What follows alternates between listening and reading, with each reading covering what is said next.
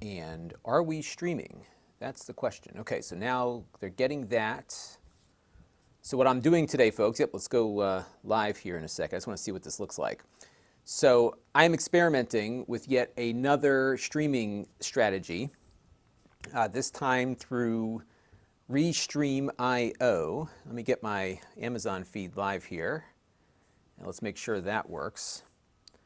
Okay, so now the big question here is whether or not the stream will stay live when we inevitably have issues. So right now my daughter is doing her at-home learning thing, and so it's possible that we're going to have some collisions on the upstream, given I only have 12 megabits per second, give or take, to play with there. But what we're going to be doing today, or this afternoon, for maybe the next hour or so, is I'm going to unbox this new Chromebook that just came in from HP. And we're going to take a look at what it is. This is on loan from HP, so they get it back when we're done reviewing it. And that review will be up on my main channel at Lon.TV once we are done with it. So that's the game plan. And we got some folks popping in to the chat. So we've got Cedar Lake, made it to a live stream. Luis Rosario Tejada is here. Perks Media is here. And Perks Media just bought one of these for their kid. Yeah, so, and it's funny, I don't know if you've been following my bandwidth woes, Perks Media, but I've been trying to get a gigabit stream or feed here forever. But where I am, 12 megabits is the best you can get. However, Comcast finally agreed to install Gigabit Pro to my house. So I will have not 1 gigabit, but 3 gigabits in the aggregate. Once that goes in. And I've been experimenting with a whole bunch of different things that I'll be able to do once that happens. And bear with me here, I just want to get the shot right on this. So what we're going to do is have a live stream, or not a live stream, an unboxing video for the Extras channel here too. And then after I'm done doing all the benchmarks and stuff and setting it up, we're going to have a review on my main channel. So today what we're going to do, just so you all are aware, is we are going to unbox this laptop, or this Chromebook. Everybody wants Chromebooks these days because their kids are in school. And this is kind of more of the premium Chromebooks. This is going to be like a $600-ish device. And this is brand new, just came out. In fact, I just got briefed on it like 5 minutes ago. So that's how new this is. And so we're going to take it out of the box, we're going to set it up. And then after we are done setting it up, we are going to see how it performs. That's kind of the game plan here. And if I'm sounding distracted, I am just trying to figure out if this, so I'm using Restream.io today to see how this works. And Restream.io will send your feed to a number of different places. And they allowed me to try their service out for a day, so that's what I'm doing. Because as you know, we have tremendous trouble keeping these streams active. So we're going to see if this one does any better. So hopefully we will do better.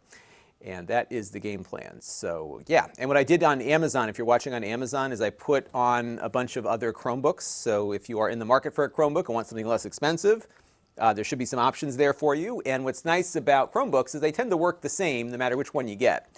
So we're going to set this one up. We're going to put on, we're going to get the GPU settings proper for Linux. We're going to put Linux on it. We're going to do the Android stuff. We're going to get everything installed and see how it all performs. Lewis says that for 600 bucks, I hope it's aluminum. It is partially aluminum. So the keyboard deck and the back of the display are aluminum. The rest is plastic, I believe. So that is that. All right. So Perks set up the personal controls. He gets notified and have to approve any and all downloads. Yeah, I like the Chromebooks a lot. And actually what's neat is, so my daughter's school has one-to-one Chromebooks. So they send, so I have the Pixelbook Go, which we got in last year from Google. Great Chromebook, I love it. And my daughter's using that upstairs right now. And what's interesting is the policies carry over. So when you log into a Chromebook with her school account, the school policies kind of take over for that account. So she can't install anything, she can't download anything, but then I could log into the Chromebook with my account and I have full access to everything I normally would. So that the account security standards that you're under there kind of tend to follow along with it. So that's what you got there. I'm the one who knocks is 1,000 down and 40 up. Yeah, you got the standard gigabit service up there. And we never got that down here. So even like, so I'm on the old, what they call the old blast tier. So I have 400 megabits down and 12 up. I should be getting 25 up on that plan, but they never upgraded the infrastructure around here. So that's been the big problem. So the other day, the fiber optic guy came by, they kind of scoped everything out. So hopefully within the next month or so, we should be making some progress. I'm just waiting for that truck to roll up. And I'm hoping to catch them when they get here because they're going to be running the cable a pretty long distance through conduit because I have conduit all the way down my driveway, and then I have two neighbors that live behind me, so we share the driveway. So it goes like to the midpoint between me and the other two houses, and then it comes back up. So that's kind of the track it takes. Now, if you are familiar with the x360 Chromebook, this is the new iteration of it. So this one is the new version, and it's going to be a little more premium than last year's, and it has smaller bezels. So there you go. All right, so give me a second here, everybody. We're going to get the ball rolling here in just a second. I just got to clear my notifications on my phone. Okay. All right. We had a little scare at our high school because a couple of kids had tested positive, but thankfully it didn't get further than the two of them. So just getting all of my notifications about that. Okay. Let's get going here. So Perks has 1 gig symmetrical from Frontier in Florida. Very nice. Yeah, I'm hoping, so what happened in Connecticut is that Frontier went bankrupt, or actually everywhere. They took over the old phone company's stuff, and then they oh boy, the lawnmower guys are here. It's my camera tells me when they're here. Okay, so we're gonna do the unboxing here real quick before the lawnmowers start. But we'll do our stream while the lawnmowers are going. It's fine. Okay, so let me start this off here. So if you're just watching right now and wondering what the heck's going on, I'm going to do a recording for the Extras channel where I'm going to unbox this. So we're going to shoot a video while we're streaming. And then this will be up on the Extras channel a little bit later today. And then we're going to get this thing out of the box and play around with it. All right, so that's the plan. So let's go and get this show on the road. 3, 2, 1. Hey everybody, it's Lon.TV, and we've got another unboxing. Today it is the brand new x360 14C from HP. This is their new Chromebook, a 14-inch Chromebook, and we're going to have a full review of this soon on my main channel at Lon.TV. They just updated their packaging now, so it's all recyclable, so we don't have any styrofoam in here, it looks like. And this is on loan from HP, so when we're done with this, it goes back to them. But all the opinions you're about to hear are my own. They are not paying for this unboxing, nor are they reviewing it or approving it before it gets uploaded. So let's take it out of the bag here. And this is a 2-in-1, which means that when you have it in laptop mode like so, you can flip it around and turn it into a tablet if you desire, or have it work in display mode or any one of those things.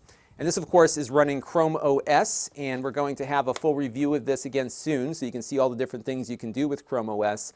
The cool thing about Chrome now is that you can run Linux apps, you can run Android apps, so it's a lot more now than just a web browser. So it's got a 14-inch 1080p display. There's a couple of different versions of this. This particular one has a backlit keyboard and a fingerprint reader down here. And one of the frustrations that I've had with Chromebooks lately is that my daughter's using one now for school, and we have to type her password in every time to log her back in. So with the fingerprint reader, you can more easily switch between accounts. That's kind of nice to see. Pretty nice here from a design perspective. It's got a nice rounded corner here. The top part, the keyboard deck, is aluminum. The back part here is plastic, but it's also aluminum on the top. So it's partially metal and partially plastic. You have a bunch of ports here on the side. I'll flip it over to my overhead camera so you can get a look at that. Right here we've got a USB Type-C port. That is a port that you can use for charging. You can also plug in USB devices, and it also works as a display output. You have your power button here, your volume rocker there. This button here is for the webcam because they have a privacy shutter on the camera. So when you enable that, the camera will block itself with a little shutter. And it may not be visible yet because the computer's not yet on. But that's something you can use if you don't want to put tape on your webcam lens there. You can do that instead. On the other side, we've got a micro SD card slot, which you can use to augment its storage. Headphone microphone jack here, and another USB-C port. Again, full service, display, power, and data. And then they have a traditional USB-A port here, but because it's so thin, they have to have a little door on there to accommodate that. So this would take a normal USB hard drive or something like that, the larger USB connector there. So that is that for ports. Pretty nice compact package. This is a device that's been around. You know, they had one last year or a year or two ago, but it was a little larger. This one has thinner bezels, so they were able to fit the same screen size in a smaller package. So that's what they did there. Power adapter is here, nothing crazy there, just a USB-C power adapter. And we're going to have a full review of this very soon on the main channel at Lon.TV. So stay tuned, there'll be more to come on this. All right, that's it for the live stream. I think that, or the, not the live stream. That is it for the unboxing video, and we'll have more a little later. Let me just log this clip, and we will move on to setting this thing up. I'm going to plug it into power also to get it going. And I think I am not the first person to have this because it smells like somebody was cooking around it or something. So let me get the power cord out here. So what happens with these loaners is that they get sent around, you know, so you're not always the first to get them. Sometimes I'm the first to get one. Other times I am not the first. And it could be too with everyone working from home. Perhaps these get sent to the employee's house and they get them going that way. All right, let's get this going there. And we'll attach power and we'll get it up and running. All right, bear with me here for a second. Get the power cord attached. It's a pretty attractive computer. I'm pretty happy with the way it looks.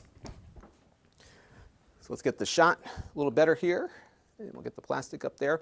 Now this one is an i5. There's apparently like a lot of different versions of this. So it can start like, I think for about $400 or so and go up from there. Let me just double check my notes on that, if in case you're curious.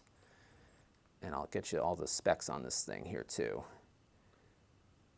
And I'm going to keep all the parts together here as well. Kind of nice though, they got rid of the styrofoam and just going with the recyclable stuff. That's the biggest issue for me, is that all these things that I get in have these huge blocks of styrofoam. And they don't recycle that stuff, so it just is bulky. It fills up my garbage can, if nothing else. All right, let me go over to my, and you might hear the mowers going outside. The guys are coming by here and getting the backyard all cleaned out. Let me just get my camera readjusted here, and we'll get logged in and see what we can do on this thing. And I'll pull up the notes that I took on the briefing a few minutes ago here. Yeah, so the base model is $399, and then this one is like about $600 and change. So they made the trackpad a lot bigger too. And I'll give you an overhead view of that. So that's what it looks like from above. And let me check my notes here and the streaming thing. Okay. I missed a whole bunch of chats. So let's catch up on the chats here. I'm the one who knocks once we have a local internet provider called Go NetSpeed who I interviewed a few weeks ago. And they're starting to make their way around the state, but they got to get enough people in one spot to do it. So I'm going to be spending about $300 a month on this internet connection that I'm bringing in, which is quite pricey.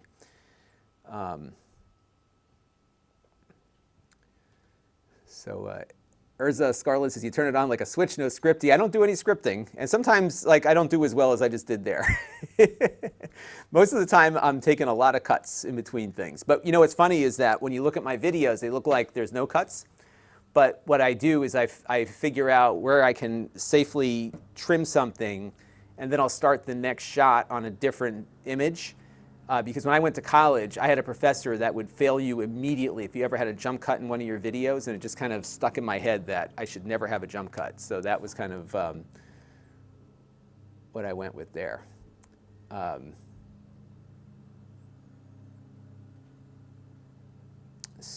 Yeah, so the specs on this one. This has an i3 processor. It's the 10th generation i3. It has 64 gigs of storage, I believe, and it has 8 gigabytes of RAM.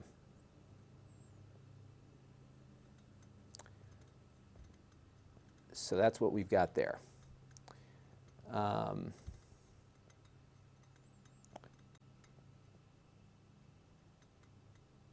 And by the way, these things have, so there's a lot of configuration options with this one. I think there's going to be a build your own on HP's website too. I'm not sure, but you've got a lot of different options for how this gets put together. Retailers will all sell different versions of it. So that's kind of what you end up with. Give me a second here. I'm just going to log into my test account here, get it on my Wi-Fi. And let's see how everything works. This has Wi-Fi 6 on board as well. And what's been interesting is, so what HP does these product briefings whenever they send you one of these things. And we're checking for updates. It's going to take a few minutes here. And they have research that says that the Gen Zers are really buying computers again, like they want computers, which has not been the case, right? Because we've been hearing the death of the PC, it's not coming back. But the younger crowd and the older crowd like me, we all want computers. I've tried to do work on an iPad. Can't do it. You got to have a computer. It really makes it much better. All right, let's go accept this and continue here. Oh, then I think I mentioned too, this has a fingerprint reader. So I like that a lot because that's been the big frustration upstairs. So let me tell you what happened. My wife's MacBook broke again. And so I have a, all right, let's just agree, whatever. Okay, the assistant is ready. All right, we're done here. Let's get started. Cool. All right, listen, if you have a Google device, I want you to mute your microphone right now because I'm just going to try the assistant to see if it's listening already, okay? So here it comes. I already warned you with fair warning. Okay, Google, what time is it? 2:32 p.m. All right, good. So that's going. All right, so I'm going to add that to my list of things to talk about on the video. Voice search. Okay.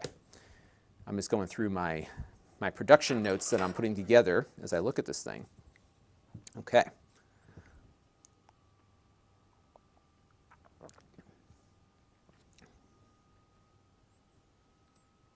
And so, in any event, my wife's MacBook broke again. Now, I did send it to Lewis Rossman when it broke the first time, and they fixed it, and it worked for about 2 or 3 months. But now something else is wrong with it, so I just sent it back to them, and they were really good. They have a warranty on their work. So they agreed to look at it again, and I'm waiting to hear back from them. So now my daughter and my wife are sharing the Chromebook. Believe it or not, I don't have another computer they can use. Maybe I do somewhere, I have to check. So now I'm dealing with that. So what happens is my wife logs in, and she's got, you know, when you have your password, it's a crazy long password, and it's hard to type in. It's a pain to continually have to type passwords in. But most Chromebooks don't have a fingerprint reader. This one does, which is nice. All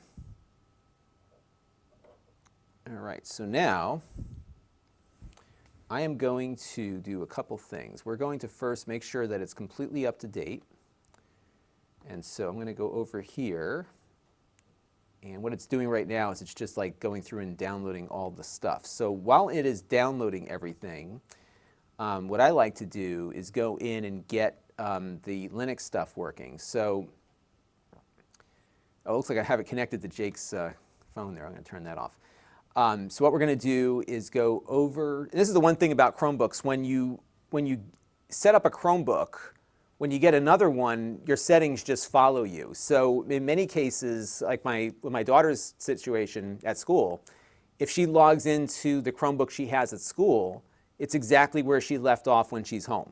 It just is completely synced up, which is great. And that same thing happens here for the most part.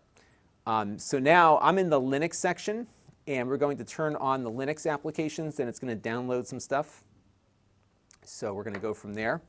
Oh, this is interesting. So now it's giving me here, let me zoom in on this, because this is a new option that I have not experienced before. So what it's asking me for, it's asking me to set up my disk size. I don't know if it allocates that amount of space. I'm going to do that after. I'm using it to try to install.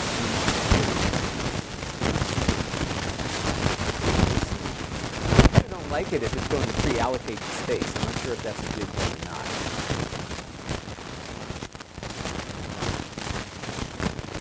And I see some discussion on the YouTube chat about what do you use a Chromebook for. I actually did two videos about Chrome OS and what it's good for and not. I think the big thing with this is if you plan, remember when Steve Jobs talked about the trucks? It's kind of like the station wagon. It's good to get you around, but it's not going to do a lot of powerful high-end things. Are we getting some static? Hang on, folks. Hang on one second. Let me see what's going on here.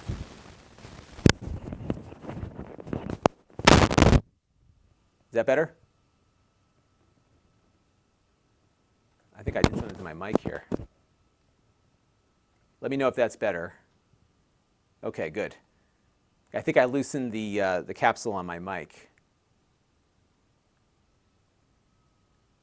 Let's see. Let me pull up my audio here and see if I can hear it now. Bear with me for 1 second. Okay, so everyone says that's better. Okay, so I think we're okay now.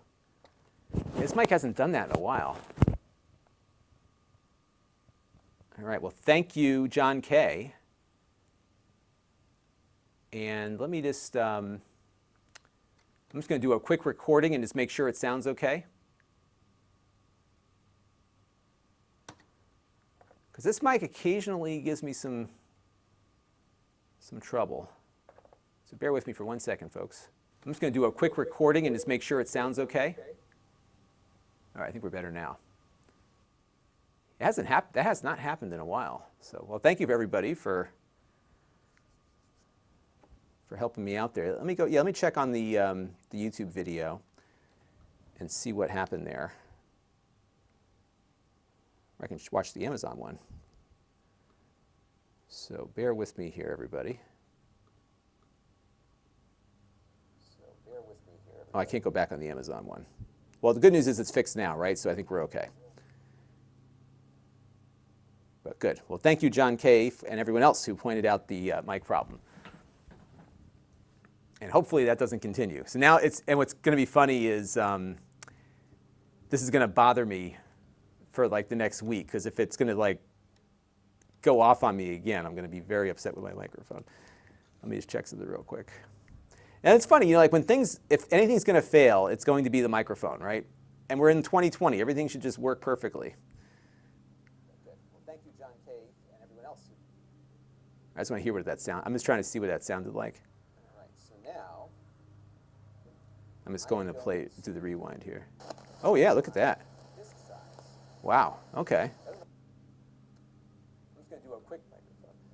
All right. So now we're better. Perfect. And it's funny, you know, like if anything's going to. Okay. So we are good. I'm just going to do it one more time. I think we're good. Okay. So let us continue.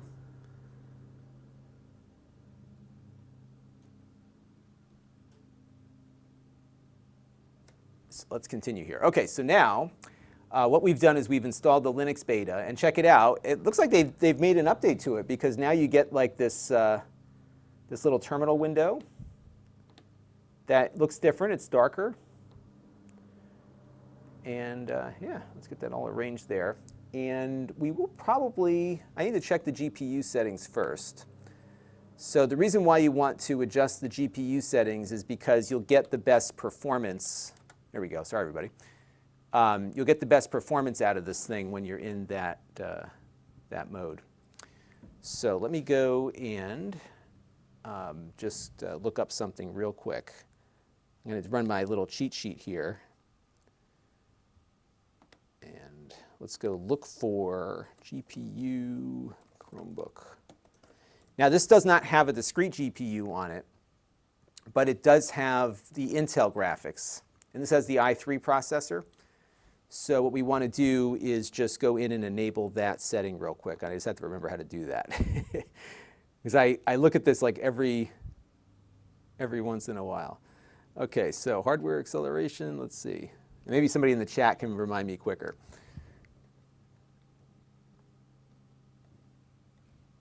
All right, let's go over to Chrome flags. That's right. Okay. I think that's where you go. So Chrome flags. And let's see. See, they keep changing things too, so it's hard to know if they have. So I can find the GPU. Override software rendering list. Overrides built-in software rendering list enables GPU acceleration on unsupported system configurations, Mac, Linux, Chrome. Okay, let's just enable that, I guess. Or am I in the wrong spot? So, and Grayson's got a good question there. Yeah, so Chromebooks can run Linux applications.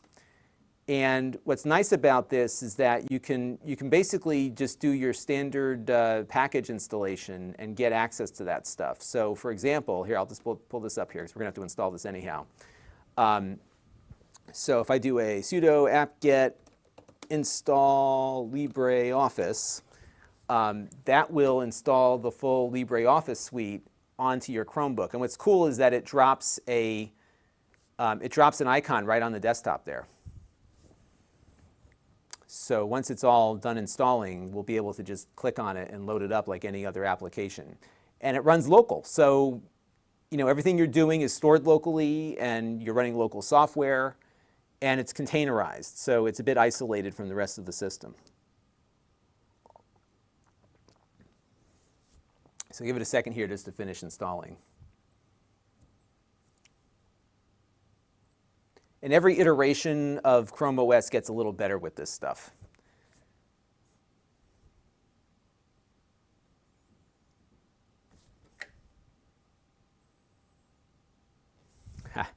Chris Allegretta writes in about the Flowbee. I actually heard from some friends locally about the Flowbee thing also.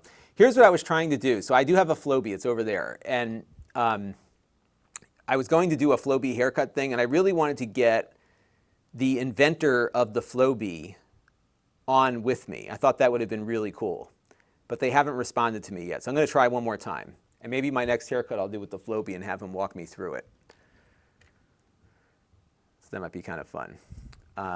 Let's see, who else? Grayson wrote in about my last video I did about the disclosures and stuff.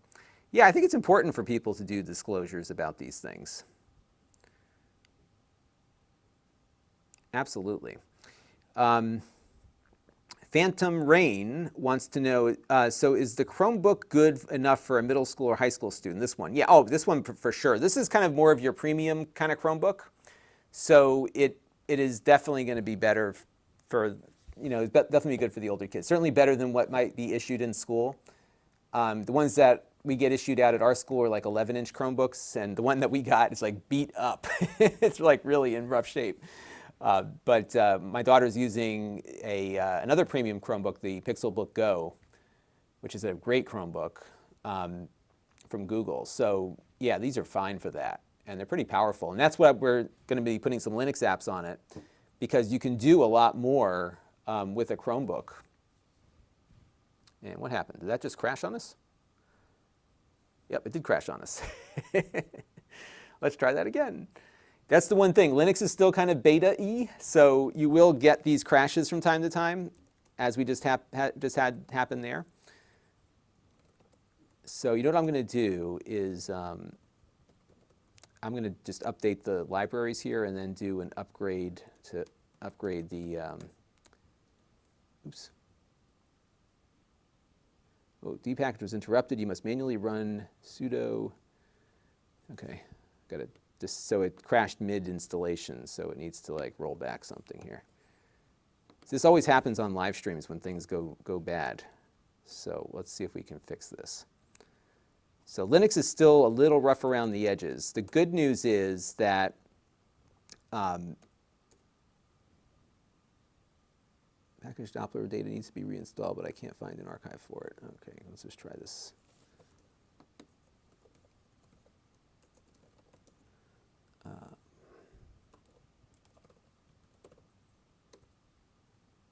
Ooh.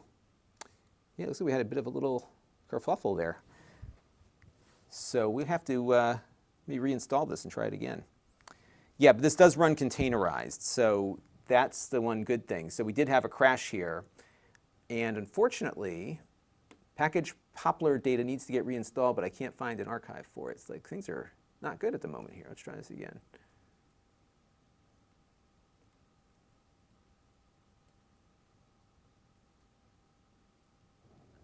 So we can update the libraries again and see what we get. Okay. The package Poplar data needs to be reinstalled, but I can't find an archive for it. So I think what happened, something crashed midstream here. And what I'm going to do, just because we're so early in the process here, is I am going to just kill the Linux thing and just reinstall it.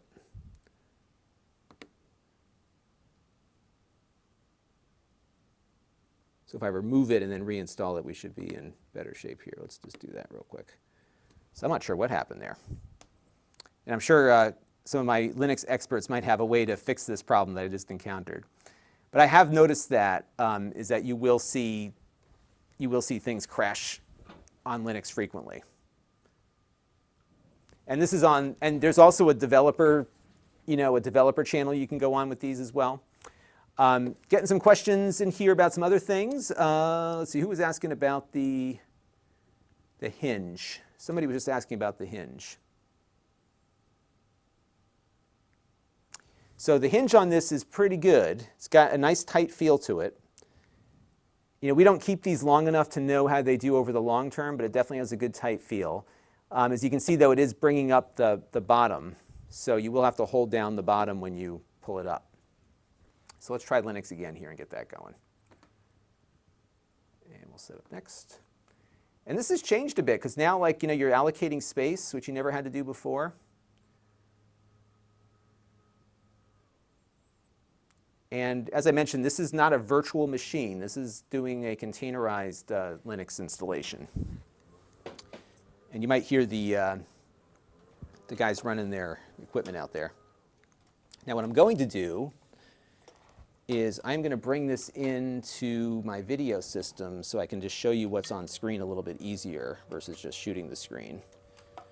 Because the USB-C ports on this are also allowing output of video, so we can just plug in my little dock thing here. So now I've just picked up an extra USB port and I've got HDMI out. And I am going to go over to my input. And if I crash, I will be right back, because this thing sometimes crashes when I bring in NDI sources. And hit OK, and we're good? Good. Okay, so now I'm going to just make sure that these displays mirror.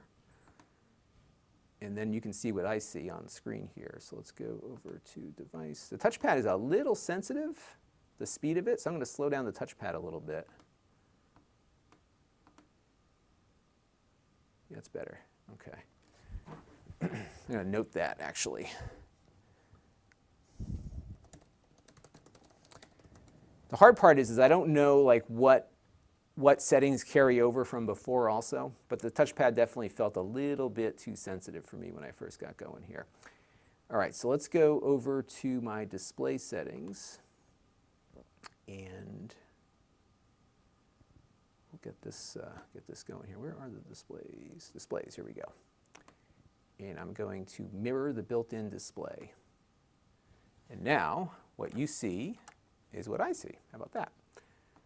So let's try now to install. So we basically refresh the container system here.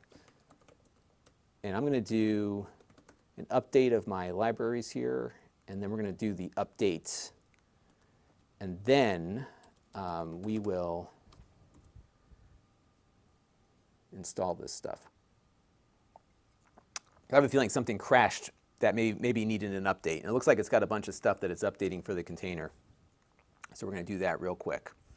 And this is what I love about Chromebooks, is that you can now start messing around with this stuff, you know. Richard Mendoza had asked about the hinge. Akash Gupta is asking about iPads versus Chromebooks. And I think it's a matter of what your needs are. You know, Chromebooks are going to give you more of a traditional laptop kind of experience. And iPad is getting there, but it's still it doesn't feel the same, you know? There's something about using a Chromebook that feels a lot better. And it looks like it's hanging up on this also. So I'm going to check and see if there's a system update. There might be something going on with this.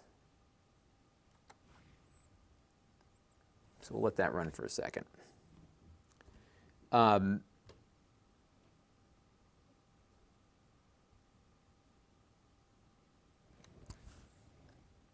Someone's asking for the price in pounds. It's about 600 US, so I think, what would that be in pounds? Like 400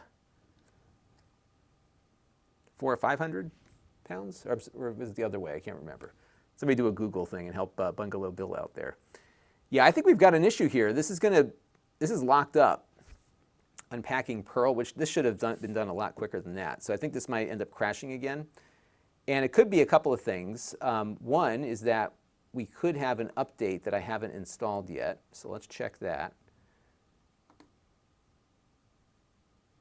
And if Chrome OS has an update, that might be why we're seeing crashes here. They may have fixed that. Yeah, it looks like there is a big update coming down. So we're going to let that kind of fester there. So Chrome 85 is the current version. This one had 84, so that's probably part of it. So let's let that download and install. I think what's going to happen is that this is going to crash again, and it's going to leave us in that crashed state.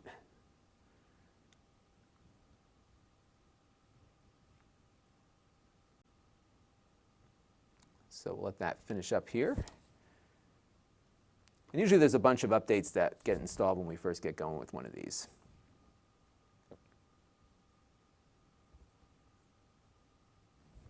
And it sounds like there's a little fan on here.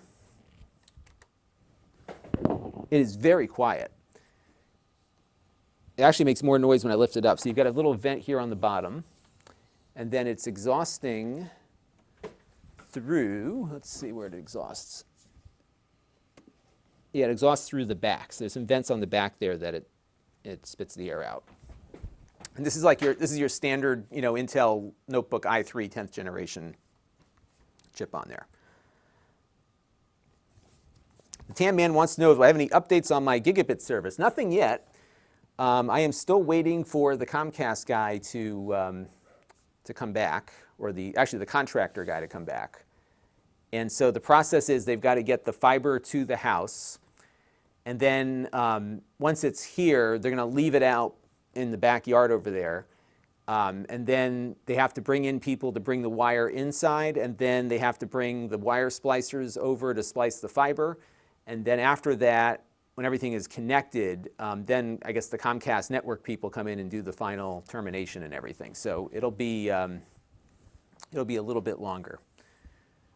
How's the stream working for everybody today? Because I'm trying this Restream IO. Okay, so now we just crashed again. Let's restart. We have a new version of Chrome OS here, so let's restart with that, and let's see if we have a better experience here when it comes back. And we're just going to do a quick restart.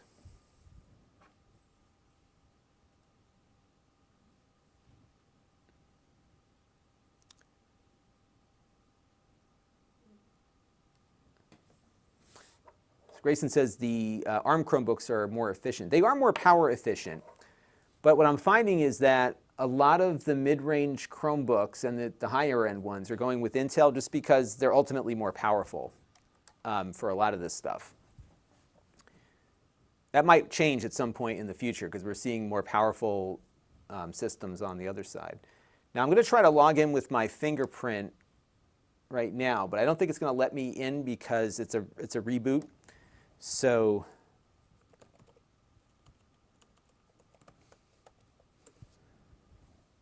let's get in here. Now, by the way, like the trouble that we're having is because I'm doing beta stuff. So for a typical consumer, this is going to be pretty quick. You're going to come up, this is what you're going to get, you're going to be ready to go. There's really no setup. What we're doing is we're getting it ready for all the things that I typically do with a Chromebook, you know, which is getting Linux installed, getting the Android apps working. So that's why we're experiencing a little bit more of a glitchy thing right now, just because the Linux thing was giving us a little bit of trouble. All right, so Chrome OS is now on 85. Let's check for updates. We're up to date, so that's good. And now let's go back to the Linux thing. And I have a feeling we might be in that state of stuckness again. There it goes. It's giving you some status updates. This is very different than the last time we looked at a Chromebook, which wasn't all that long ago. So let's see what happens here. Yeah, see, it got screwed up again. Depackage was interrupted. You must manually run sudo depackage configure A to correct the problem. So let's try that.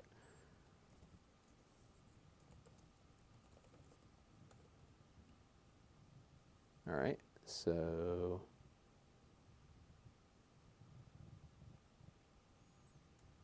let's see if we can get this. Yeah, it's stuck again. So let's go and just blow it away and see if we can start from scratch again and see if maybe that will fix it. But we might have an issue getting the Linux stuff going. This is and this is the tough thing. Is like, whose fault is it? Is it because when you go to Linux, it's very clear it's beta. So it's likely more of a Google problem, right? Let's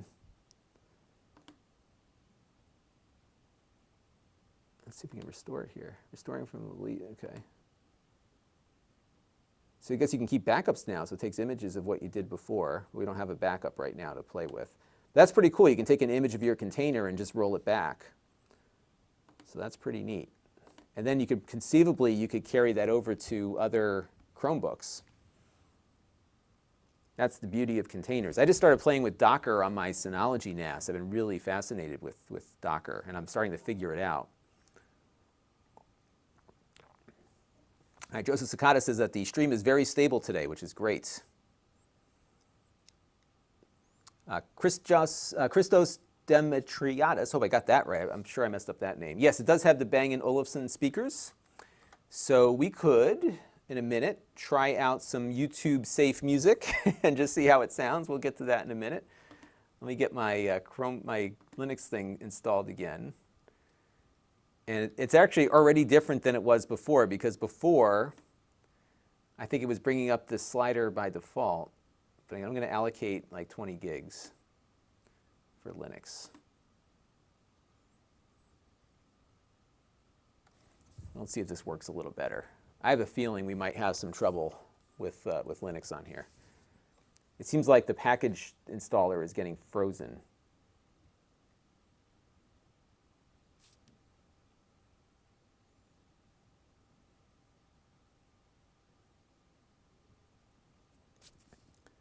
But yeah, things are very different on this since I mean, we looked at a Chromebook, what, about 2 months ago? It was not that long ago. So it looks like things are definitely better. I mean, it looks nicer. I like the interface. All right, so now we've got a fresh install of the container. Now it's possible, even though we were on the prior version,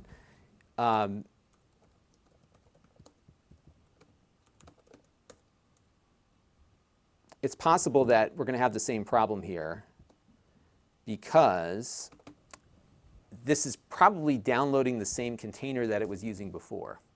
So let's see if it gets hung up this time, because it should be pretty quick. It shouldn't take this long. But see, it's right where it was before. It's back stuck on. Oh, there it goes. All right. Yeah, it's stuck on Perl again. No, okay, never mind. Maybe it'll work this time. Let's see.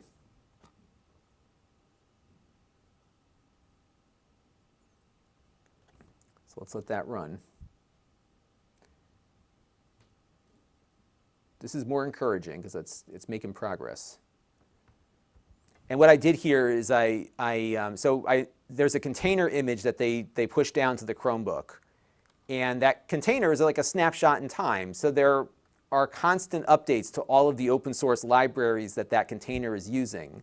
So what you do is you run one of these updates just to get everything up to date. And then after you do that, then it's safer to install other stuff. Because if there was a dependency that needed to be updated and that dependency requires the latest version, you know how this stuff goes. Linux is a lot easier than it was when I first started playing with it. So I can use it now, which is good. All right, so we're going to try doing LibreOffice again. Let's see if we can get that in there this time. Now, LibreOffice takes up 872 megabytes, and look at all the stuff it's going to download. So all of this stuff is going to get installed automatically. These are all the application itself and all the dependencies, and we're going to hit yes here, and let's see if it hangs up again.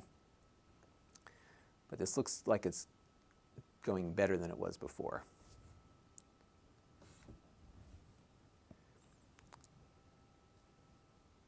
Yeah, and it looks like this time, Grayson, because Grayson's saying you can check the space that's available. It looks like this time it is pre-allocating space for the container, which I thought was interesting, because before it would just balloon up as needed. But now it looks like it's setting a hard limit, although it looks as though, I'm not going to touch anything right now, it looks as though you can go in and actually adjust the size of that container dynamically. So it looks like you have some opportunity to change that. And Brian Parker is here. He says, oh my, I can't even get a Wi-Fi printer to work. And by the way, printing on Chrome OS has gotten a lot better too. So it's now detecting printers over the network. We can see if we can find one of my printers here in a second when this is done.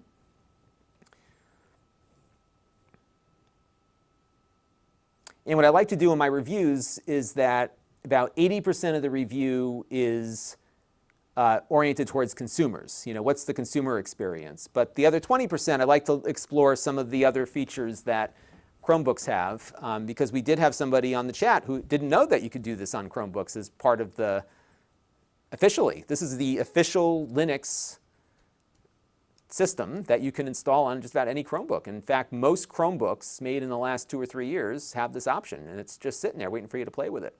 And what I love about this is that this gets Linux into the hands of a lot more people in a way that they can interact with it more dynamically. Because, of course, everyone with an Android phone has some degree of Linux there.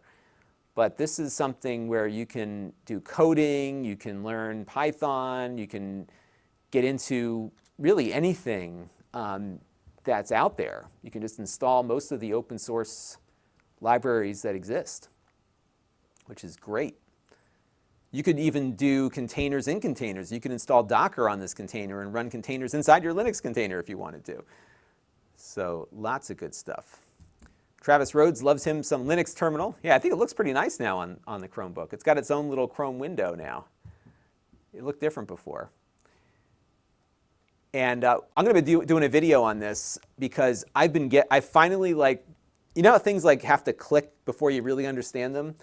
So for the longest time, I was trying to understand Docker. I've been playing with it on my Synology NAS. They've got a great GUI for it, but I couldn't find the utility for it, or didn't really understand what the concept was. I knew what a container was. I knew what it meant, but I didn't know in practice how to get things working the way I wanted it to.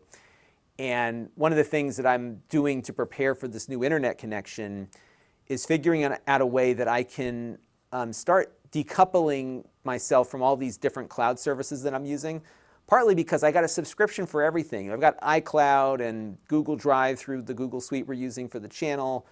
And what I want to do is, rather than get another subscription to Dropbox or something, I wanted to have my own self-hosted place for me to exchange files with Jake, who helps me edit here on the channel. I have some client work that I do, and I want to have a Dropbox for clients to send me media and for me to send back projects files to them and everything. So what I've experimented with successfully is setting up OwnCloud on my Synology NAS, and it's running inside of a Docker container, so it's isolated. And in addition to having OwnCloud on the NAS, I'm not just pointing my router at it. I'm actually using a reverse proxy through Cloudflare. I'm going to do a whole video on this.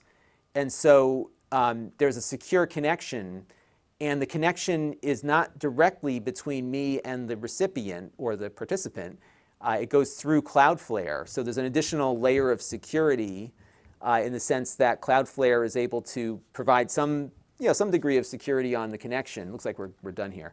And I can secure it better, and my home IP address is blocked. And every time you want to add a new service, you could just you basically set up another subdomain and point Cloudflare at it. So I could have owncloud.lon.TV, for example, and then I could have something else, I don't know, some other service running, and every different service can be running on its own Docker, isolated inside the system. It's pretty cool.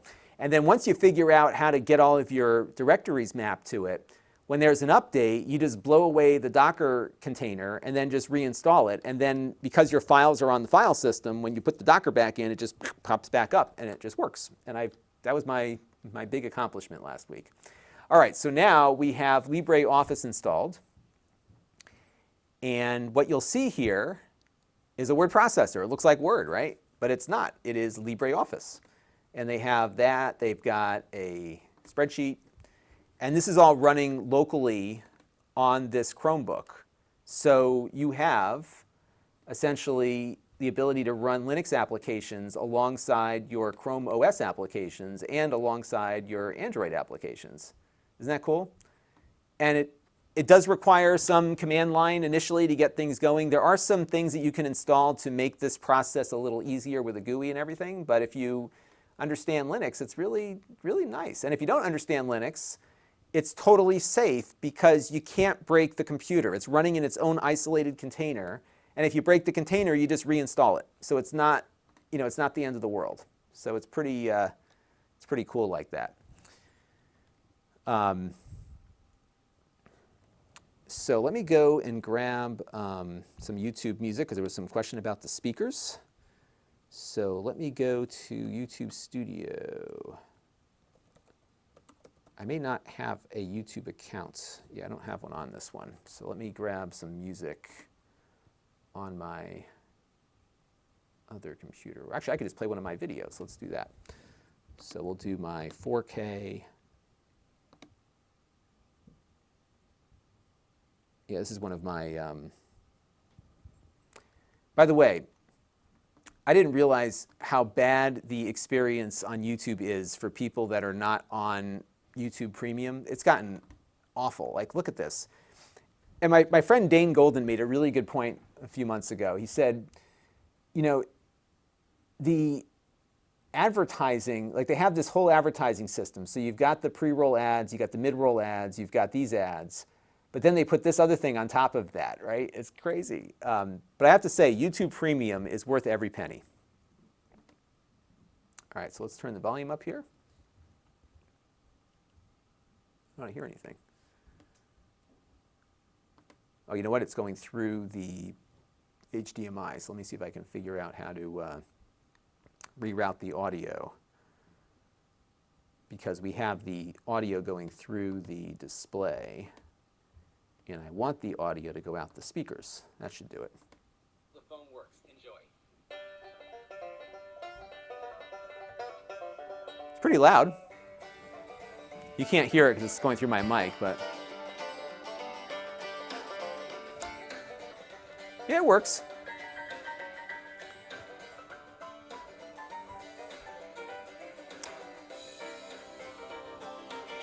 What's nice is that the speakers are upward firing, not downward firing. So this will work most of the time. The one issue you run into, though, is when you put it into this display mode, it gets very muffled because the speakers are now firing onto the bottom. And that's the problem. There's no place to put the speakers on an all-in-one.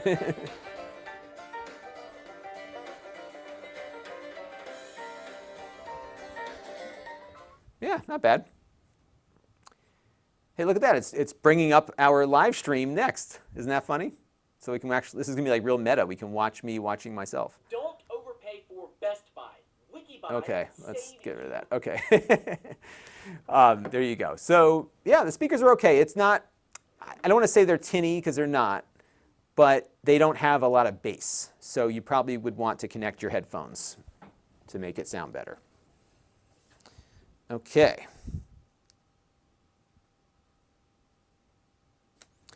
And Grayson says that LibreOffice, yeah, LibreOffice does remind me a lot of the older versions of Office. It doesn't have the ribbon interface and all that kind of stuff. All right, so we got Linux going. I'm happy with that. Now, the next thing we need to figure out is how to enable GPU acceleration on the Chromebook. So let me just go in and find that real quick. And that's the big thing, because that's the key to getting, and I constantly look this up because I look at Chromebooks every once in a while. And so that's not what I'm looking for here. Enable GPU, okay, Chrome flags, okay, that's what it is, Christini GPU support. I'm guessing at some point this is going to become the default, but I still have to do this from time to time. So let me show you what I'm doing right now. There we go. Okay, so enable. So we want to set that to enabled, and we're going to have to restart. And what this is going to do is allow in the Linux subsystem to take advantage of the Intel GPU acceleration. So that is how that's going to work. Christini USB allow, so you can hook up USB devices. Let's try that too. Why not? All right, so let's restart. Now what's going to happen here is the Chromebook is going to reboot. Hopefully when it does so, it doesn't crash my vMix. All right, so now we want to install Steam, because you can install Steam. So let's go and look that up real quick. And there's this one post. This is the guy that I look at, Brian Smuth, who's got the whole deal here. Okay, so check if your device is supported, enable Linux support, enable which we did, install Steam. The Linux terminal in Chrome OS is basically the Debian terminal. When you are finished with that, okay, so we got to go over here. So things that get moved around constantly. All right, that's it. So we are going to append a non-free component to your mainline sources list. This is not what I did before, so let me see if they've changed that. There's one guy that's got a good post here, but things may have changed since the last time we did we did that. Let's check out Chrome Unboxed here, because there was a faster way to get it on there. Yeah, this is what I was looking for. Okay, so there's a little bit of extra work to do here, but we're going to get this going. So again, things are a little different. I remember this not being the same the last time we did this. All right, so, oops. All right, that worked. And then we're going to go to sudo apt update. All right, and now we need to drive. Okay, so we do all this stuff. And we'll paste that.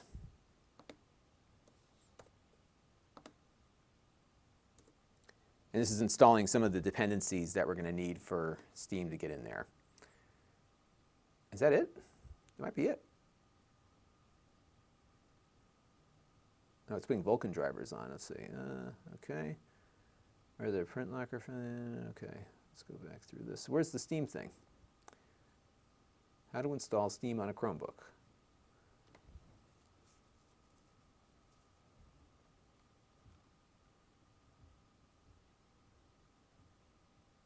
And there's been some rumors that they're going to be, okay, for starters, you need Chrome. Okay, we did that. Did that, did that. Oh, yeah.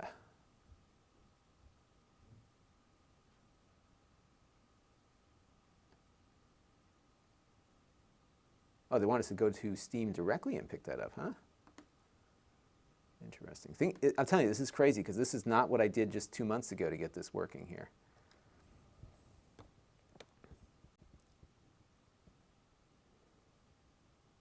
All right, let's see if it will.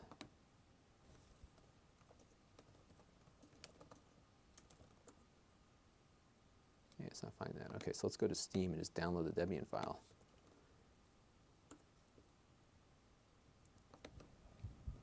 I remember this being an easier process before, so I'm not sure what the difference is here.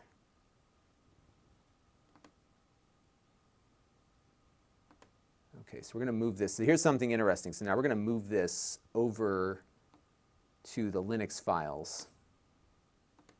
At least I thought we were. It doesn't seem to want to let me copy that.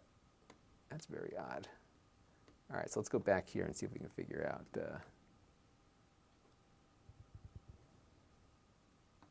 figure out what happened here.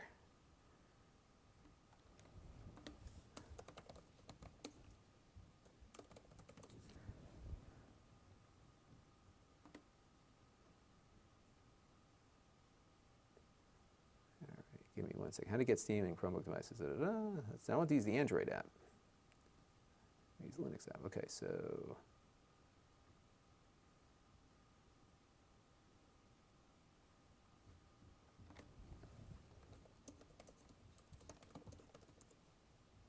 yes, I'm able to find that. So let's do. Oh, we got to do this one. That's what I forgot. Let's try that. Oops, I'm sorry. So I have to go into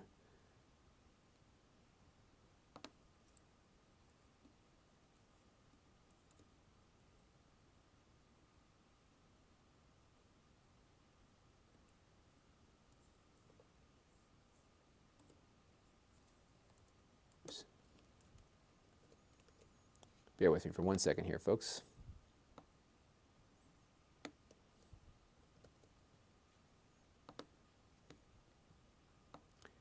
All right, so let's try this again here. So let's right-click that. Etsy's directory.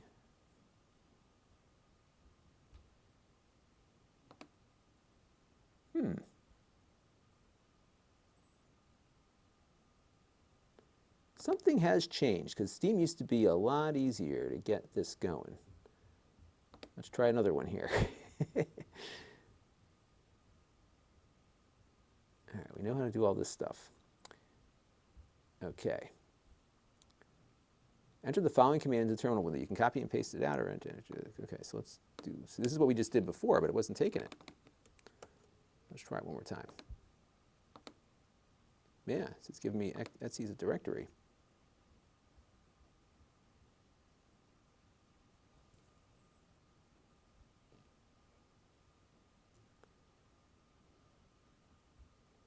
Yeah, something's not right here. There's nothing wrong with this Chromebook. It's just they've changed something.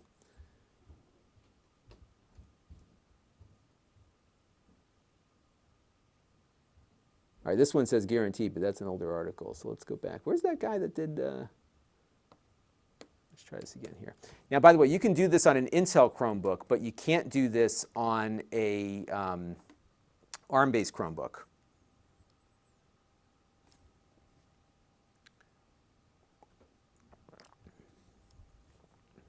All right, so let's go back in here and see. So let's continue. Check if your device is supported. We know it's supported. Okay, if we did the GPU acceleration. The Linux terminal in Chrome OS is basically running Debian virtual machine. So if you want to... Interesting. Yeah, they've changed a lot.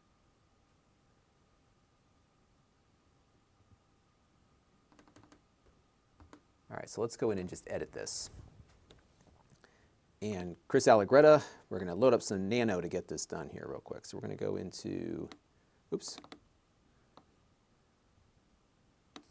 Nano Etsy apt sources.list. Oh, got to get it all installed from scratch here, then we can get going. All right, so we're going to do that real quick. And now we're going to do that, and we're going to do that. We're going to save this. Oops, permission denied because I didn't do a super user deal here. And that, and then we're going to go down here and do this and save it. And now,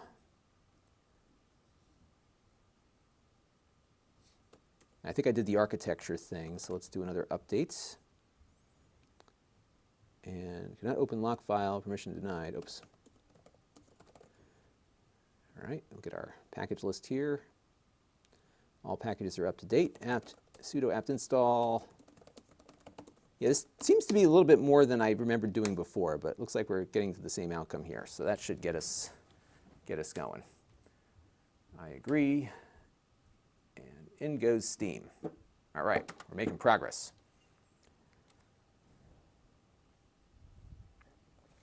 So Diego Gomez says there's no way to install a deb right away. I think if we could get the deb file over, you should be able to.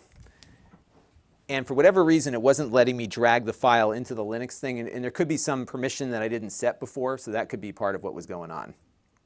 All right, so now what you'll see here is Steam.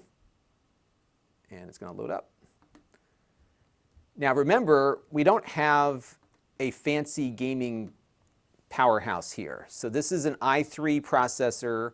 You've got Intel graphics on it, so the quality of the games you will play will be similar to what you would typically run on a Windows-based machine like this.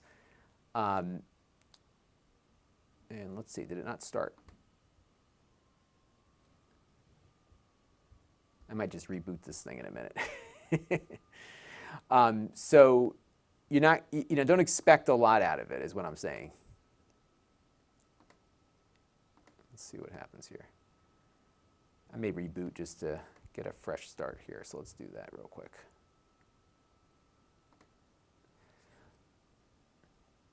Yeah, and this is not the fault of this. It's just the Linux experience on Chrome OS is constantly in flux because they're continuing to work on it. And I think there's probably some big plans for the Linux integration on Chrome.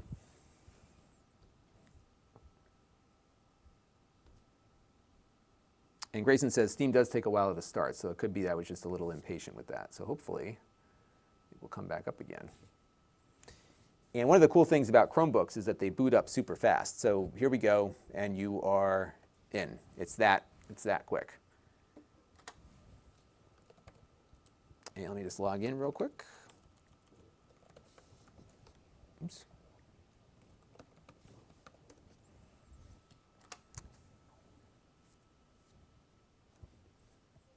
All right, we are in. So now, let's see.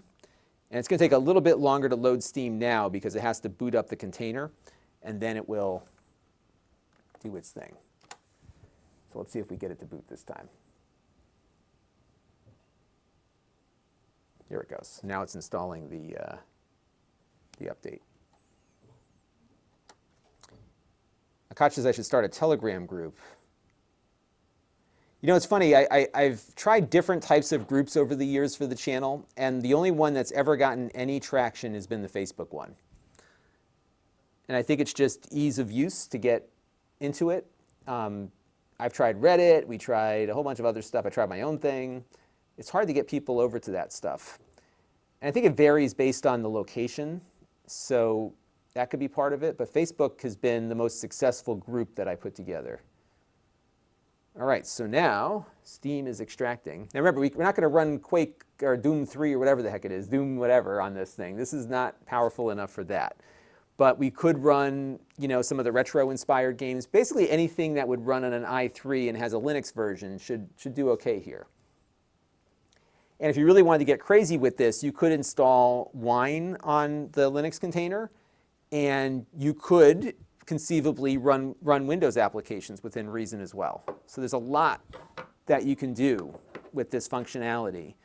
And it doesn't require hacking the machine like you used to have. You used to have to hack these things to get them to work. So we could try Discord. The problem with that is I just don't have time. I have so many different things. I would need somebody to kind of take the torch on that one.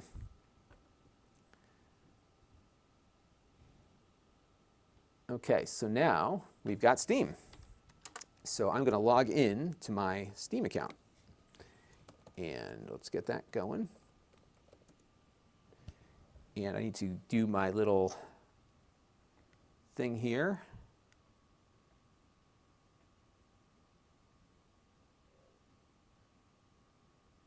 I have to do my two-factor on this thing. And let's go in here. Do that real quick. But you can see what it takes for every laptop we look at. And the Chromebooks in particular are a little trickier because of doing this Linux stuff. But it takes us probably a good hour or two just to get things like set up to the point where we can do our usual review stuff. And that's been the process. Okay, so now Steam is installed. And it should be running. Yep, here we go. And now remember, you've got to have a game that's Linux compatible for this to work, so you're not going to see your full library available. And then not all the games are going to run. So I've got like some VR games that have no hope of ever running on this. You're not going to run Microsoft Flight Simulator, for example, right? So there's that. Let me scroll down my list here to something that I know would be a good game to try on here. So stuff like, oh, that's only for Windows. So let's go and filter this down to things that we know can run on this particular computer. Let's see. Nothing's ready to play. There's nothing installed yet. Where is it? Let's see if we can figure this out.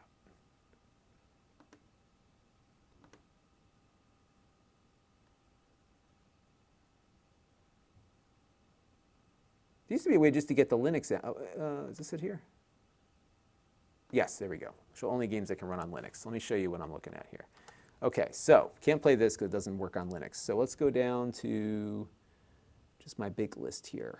And so, you know, I don't have as many games that I would have on my Windows computer, but I got stuff like Civilization 5. There's a version for that. We like to do Shovel Knight a lot because that one's kind of like the target game that would work on something like this. So we'll go ahead and get that installed. Get that in there.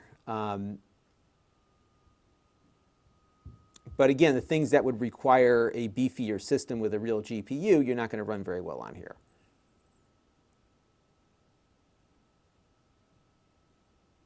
And we'll let that download and get going there. And by the way, while this is going, you'll also note that you've got the Google Play Store here, and you can install your Android games here too. And we have a couple already on here. So we could load up, for example, like Pac-Man 256. This is an Android game. And so we're running Android along with our Linux games here at the same time.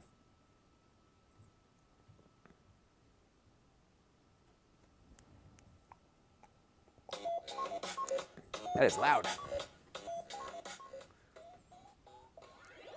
And you know, we got the touchscreen here, so you could kind of interact with it the same way you would on your mobile device.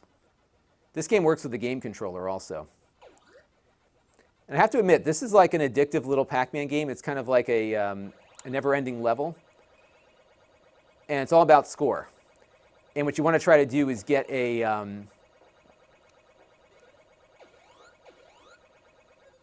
what you want to do is you want to try to get a 256 Pac pellet run here. And then if you take too long, the infamous Pac-Man glitch will catch up with you. Sorry, now I'm really into it here. And see, I just broke my chain. See that? Because that guy was coming after me. And different ghosts are like will behave differently. So the pink ones are the most aggressive. And this guy's going to wake up and usually becomes like a pink one, but this time he's not. And see, here's the glitch. So if I get caught up behind there, then I got eaten. So there you go, Linux, or Android. Boom, okay, so now Shovel Knight is installed. So we can run this. Now this is a Linux game running now.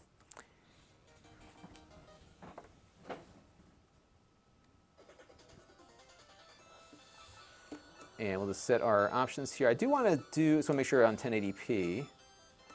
Yep, we're good. And then, is it Shift Control Tab or Control Tab, I think. Just want to pull up the Steam overlay. Oh, what happened? Did it? Let's try it again here. I must have closed it out. I usually like to get the Shift Tab is what it is. There we go. And we're going to just get the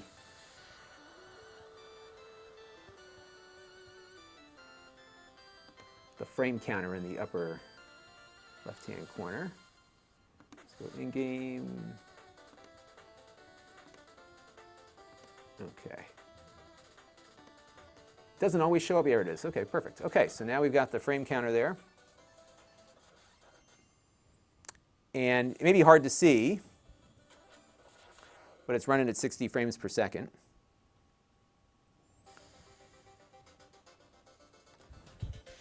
just do a quick level here just to see what it looks like. And what I look for in this is just to see if we can run it at 60 frames per second. And yep, solid 60, which is what I would expect out of an i3.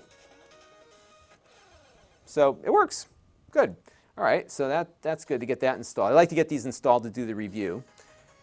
Somebody's asking about the screen. The screen looks good. It's not like super bright, but we're under my studio lights now, so I would say it's probably in like the 250 to 300 nits range. I didn't get the actual brightness on the briefing I was on. I should have asked.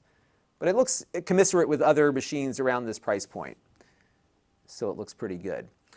CFWW wants to know what year do the updates stop on this. So this is a 2020 unit, so it should be good to 2026. And I'll verify that before I do the review. So let me verify end of life. We'll check that actually. Actually, let me check on here. I can take a look right now.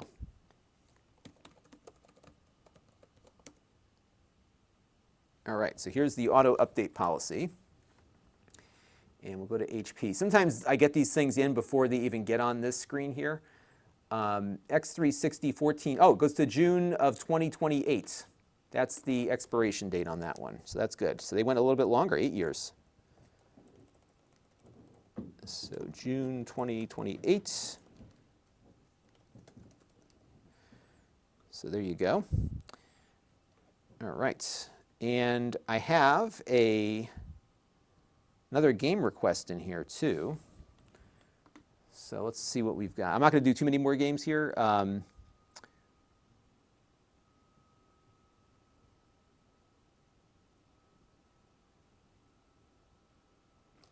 So Portal can run great on it. All right, let's try Portal real quick. Let's do Portal real quick. Dirt Rally was another request. How big is Dirt Rally? The other problem is you got to think about space.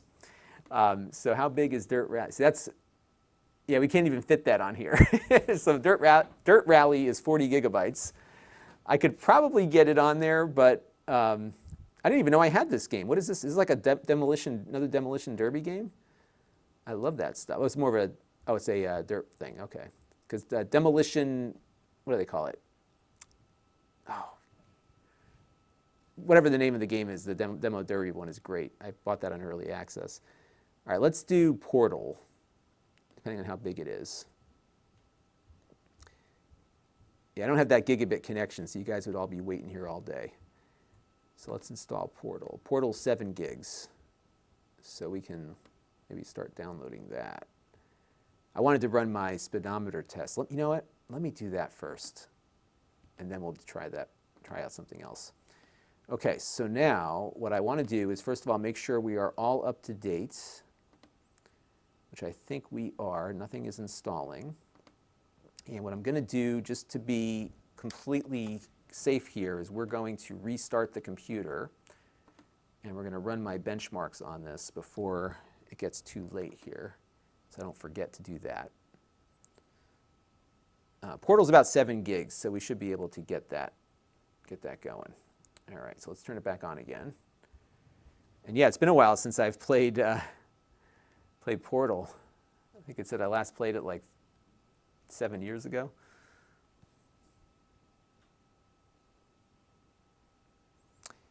Yeah, so Travis, it looks like it does support external USB devices now, so we might be able to get those working on here. And hopefully there it goes. Okay, so let me log back in. And I got to figure out how that fingerprint sensor works, because you can't log in initially with it after you reboot. But we'll see what happens. All right, so we're going to do the speedometer test real quick. And there's 2 different versions of this test. So this is version 1.0, and then we'll run version 2.0. And I like to run this because it's a great apples to apples comparison between one machine and the other.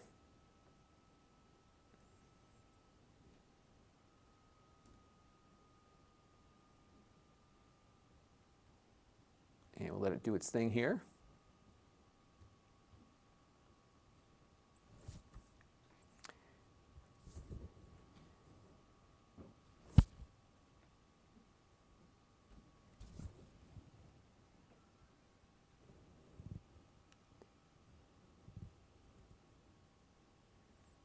Yeah, I'm finding, so CFW is saying 8 years is great. It is great. And I'm finding that some of the major brands now are going longer. Because I think what happened was they switched to like a 6-year schedule, but some of the brands have decided to go a little bit longer with that.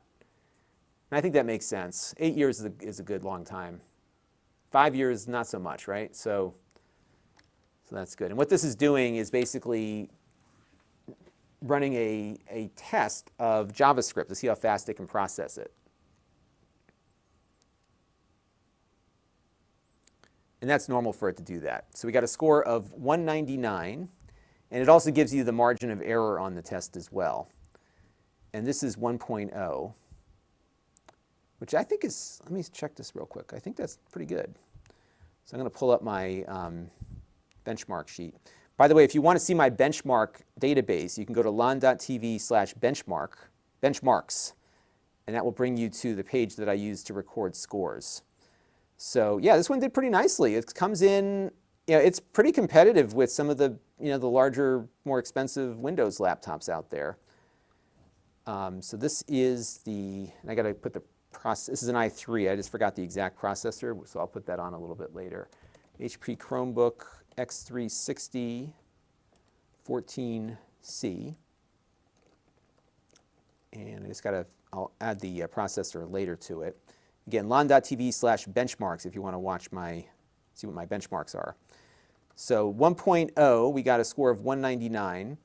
And that puts it right in line, actually, with some other chips from this generation, including some i7s. But remember, this is a browser test, so the i7's power is going to be revealed in more demanding benchmarks that you might run. So it's not like it's as fast as an i7, but for web browsing, it's probably just as adequate, right? Oops, it's the wrong site. Wrong site. So let's go back to this. Browserbench.org is what I want. All right. And then we're going to go to the speedometer. And this is the version 2 test, which does things a little bit differently. It looks the same, but it's a different test. So we're going to run that real quick.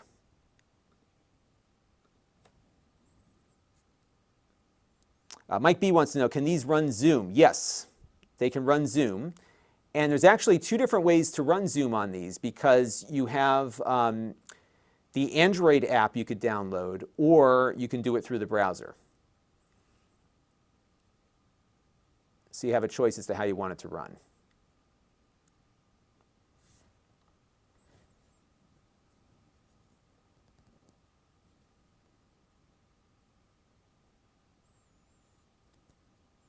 Kyle wants to know, what is the terminal on Chrome OS? I don't know. I think it's Bash. I could be wrong.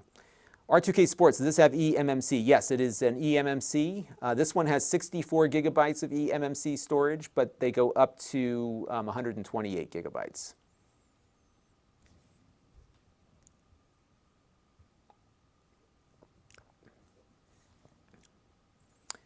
Kalga108 wants to know, what does Steam do on a Chromebook? Well, you can run a lot of stuff on a Chromebook in Steam. I tell you what, this benchmarked really well. Honestly, they must have done some optimization again on Chrome OS, because this is right up there with a bunch of i7s that we've looked at recently. So that's really super good performance here. Very, very good. So that's great. So all the basic web browsing here works fine. There was a question about Zoom. So you could go to Zoom's website and just use the web version. But if you go into the App Store here, you will also find it on the Android App Store. Maybe not. Oh, you know what? No, you don't. So you know what? Let me log into my Zoom account real quick and see what the experience is like. Because to be honest with you, I've done Google Meet on here, which of course runs fine through the browser. But as we know, Zoom is always trying to push you to use their stuff, their application. But I don't think there is one for Chrome. So let's try that out real quick. That's a good question. So let me log in with my account here on my Mac and just get a meeting set up.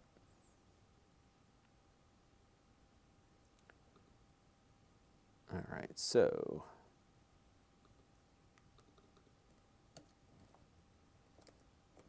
Give me 1 second here, folks. I'm going to get this going. All right.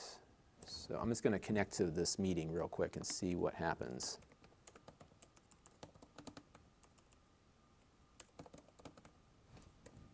I did a short URL here. Okay, so it looks like, so here's what I would do, all right, because this is what you're going to see on one of these things. It's going to say, hey, add this extension to Chrome to get in there. But what I would do instead, rather than install stuff from them, is just join with your browser. And that'll get you right in. Because it runs fine in the browser. Maybe you can't do all the different things that it does, but I think you'll be able to do most of them. So that's how I would do it, through the browser. I might talk about that.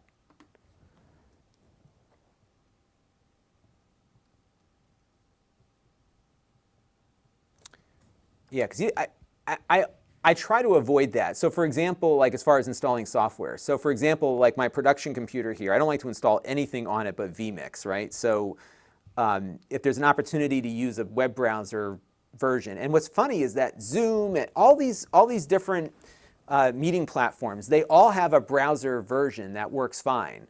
But they're always pushing you to do their software download first, which drives me crazy.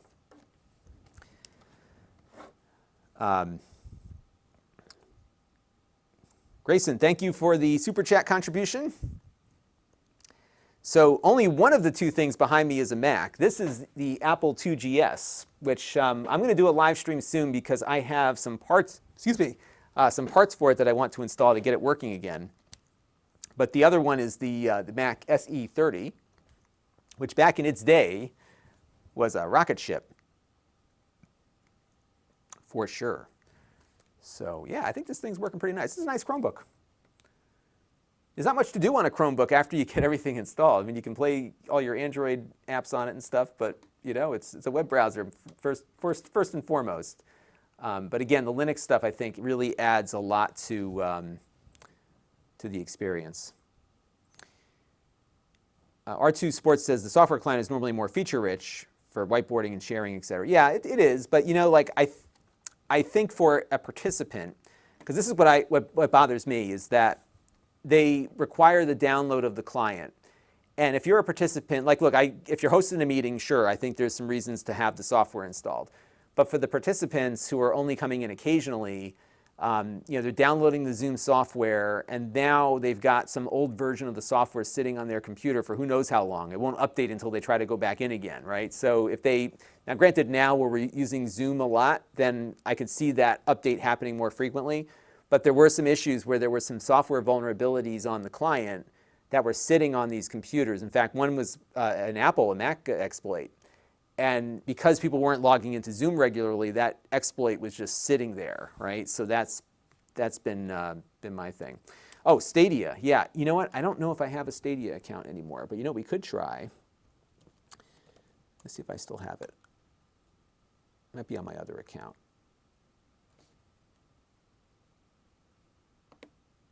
Because I just don't use it, so I haven't really paid for it.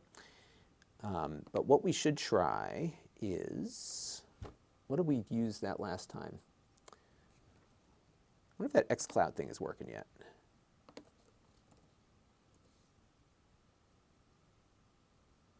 Okay, xCloud streaming is not available on these yet. But we did do, I'm going to have to put that in for later reference. Stadia does work well on Chromebooks. So we did, the last Chromebook we got in, I did a whole video on game streaming.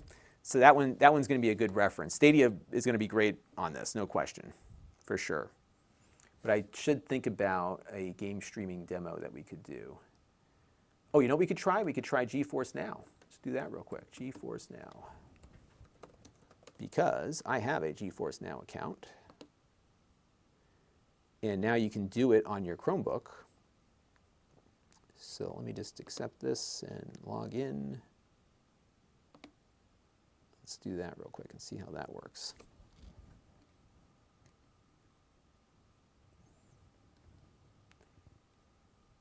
So where is my my login for this thing. I'm going to call her back. I may have to go in a second, folks. Was it Play Now or something? GeForce Now. I just did a whole video on this and I forgot how it works. Let's go back and see where we can find that real quick. Give me 1 second. I just got to send a text message to somebody.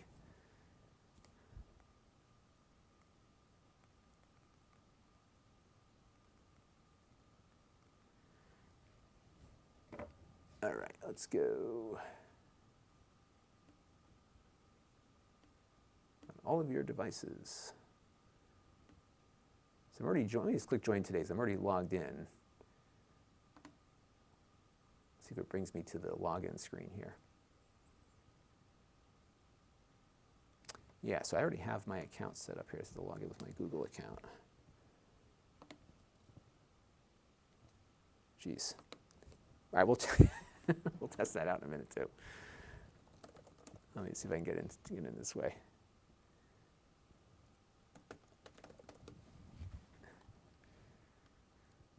All right, give me 1 second here. I got to go into my two-factor. That's me, and that's.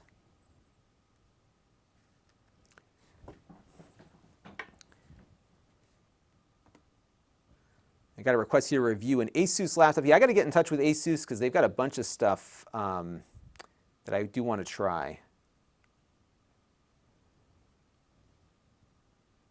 Okay, so we are in. All right, so let me go log into my GeForce Now account. I think it's going to let me in here. Let's see. All right, so I've got that. So how do I use it? GeForce Now. Membership. Founders, you're updating your membership information. In the meantime, you can launch GeForce Now and start enjoying your membership features. Okay, so how do we do that?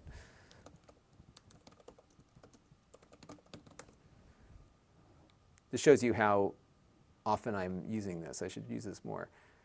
Okay, play.geforcenow.com. Okay, so there we go. So now we're going to try that real quick. And we'll agree and continue.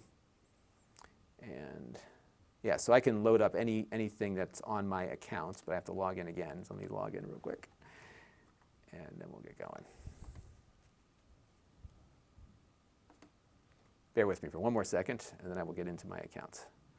I am logged in. And close this tab and return to where you were before. Okay, so now I'm in. Perfect. So yeah, here we'll load up like, so this is a good example of what you can do on GeForce Now. Now I am on Wi-Fi, so this will not be the ideal scenario, but we'll see. Travis Rhodes wants to know if I'll get an RTX 3080 in for review. I wish. I would love an RTX 3080. I don't think so. I don't get a lot of that stuff because I'm not like a PC builder channel. I don't do a lot of that.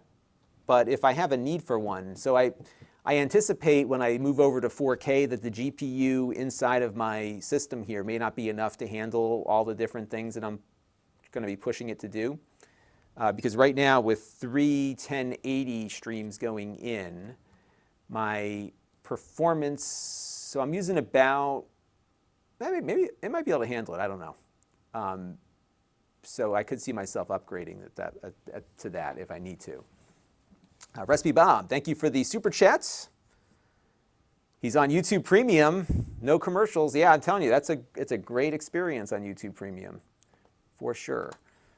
All right, so now we are on GeForce Now. So this is not running on the system here.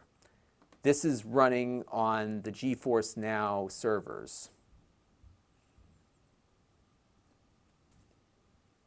But this is one of the games that it supports. It's running through my Steam account. It is a great deal if you've ever played around with this thing. All right, let's just do that. Okay, we can just take a quick look and see how this runs.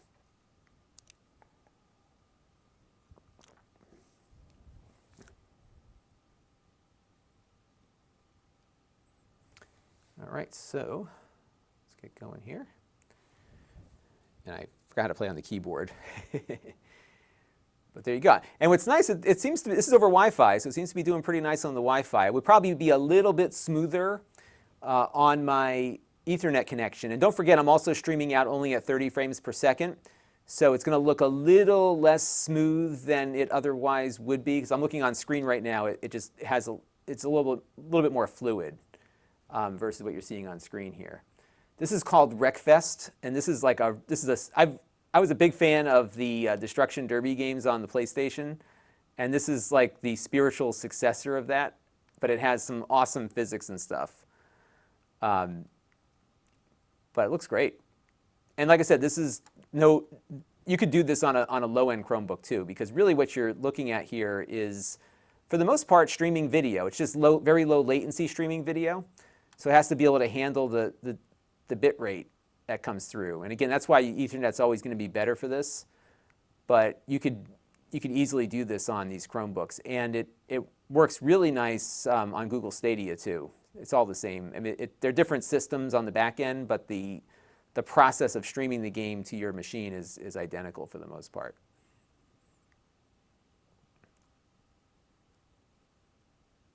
So yeah, works pretty nice. And this is running on, so by the way, this is not an app that's running this. This is a browser thing. So this is WebRTC coming from the GeForce Now servers. It's starting to get a little bit jumpy here. See, it says spotty connection.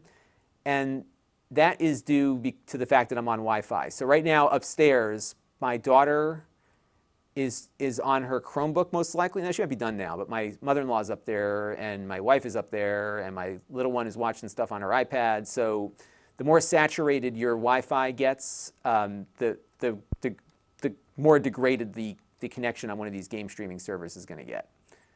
So that's that. This does look a little dark on here. I got the brightness turned up. It looks a little better now. It's pretty close. So yeah, game streaming works. This is a fun game. This is called Wreckfest, and it's on Steam. So the way the GeForce Now service works is that it'll sync up with your Steam account and your Epic Games account and one other one. And it works great, as you can see. It works better on Ethernet, but it still works pretty good. So yeah, good stuff. I'm glad you brought that up with me, because that's important to include in the review. So let me make a note of that. So. And this is the thing with these Chromebooks, is that you often have to go through all the different things you can do with them, because unlike a PC, when someone buys a PC, you can run different things on it. Chromebooks are a little different, and they look the same. In fact, in many cases, you can buy a PC that looks almost identical to this one, but it's got a different thing on there. So yeah, I think we're in good shape here.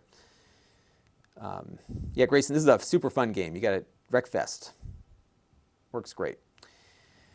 Okay, everybody, I've got a jet. I got to make a phone call, and then I've got a conference call to be on at 5, and got to check in with the family and go all from there. Mike B wants to know, does this Chromebook have an integrated Ethernet? It does not. So you would need to get a USB Ethernet connection. Those are cheap. You can plug it into the USB-C. There's also that USB-A port on the side as well. Carrie Falk wants to know, could you run a Plex server off a Chromebook? Yeah, I think you could install Plex on the Linux side. It's probably not ideal. I would just get a NAS or some mini PC to do that, but you could do that for sure. But on the Ethernet side, again, just plug in a USB Ethernet and you're good to go. Usually, for the most part, the Realtek chips on most of these Ethernet adapters, no problem. It'll detect that and you'll be good to go. So yeah, good stuff. All right, everybody, it's been a pleasure seeing all of you. I've got a video going up tonight on the new DJI OM4. So you'll see that up around 6:45 this evening Eastern Time. That's the gimbal from DJI. And then following that, a day or two later, we'll see how well that video does. We're going to have a video about a new Thunderbolt dock. This is what we streamed the other day, the Thunderbolt dock from TerraMaster. This is a storage dock, and I put it through its paces. I shot the review this morning, so that's good to go. I'm going to shoot a review of this one next, so that's going to be ready to go at some point. And yeah, I've got a lot of stuff to do, lots of things. So yeah, we'll have to keep, we'll just keep cranking away here and see what develops. And I have to say, the stream has been pretty good today. I haven't seen it drop out at all, so I'm feeling good about Restream.io. We'll give it a couple more days here, and I might start using that. Because what's cool about Restream.io is that even with my new connection, my vMix thing can only send out to 3 different places at once, but Restream can do like 20 different things. So we might consider using that, because then I could put it on the Facebook group. I can have multiple, I put the stream out everywhere. So that's kind of what I'm thinking about. All right, well everybody, I've got to take off here. I appreciate everybody stopping in. And I want to first of all thank the Amazon folks for watching. I'm going to end that stream now. And I want to thank you all on YouTube for sticking around with me for so long. So it was fun just to play with another Chromebook, and we had to figure out a couple little glitches. No fault of HP this time. This was just updates and stuff, but it looks like everything is working and installed. So I'm ready to shoot a review on this, and that's going to come up a little later this week. So stay tuned. Thank you all for watching, and I will catch you next time. Bye-bye.